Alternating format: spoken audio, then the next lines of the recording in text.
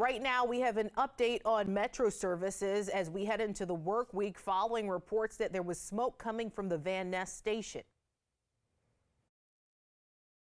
So I heard a really loud bang, and I saw when we were still moving, we were like just about to get into the Van Ness Station, but we were still moving, and I um, had just kind of looked up from my phone, and I heard a loud bang, and I saw a kind of flash of orange and sparks. Luckily, we were right at the station, so the train slowed down, and then the lights went off.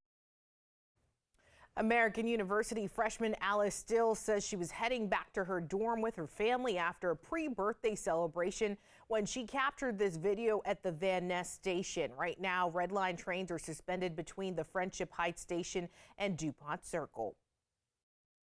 Definitely not what you're expecting to have happen.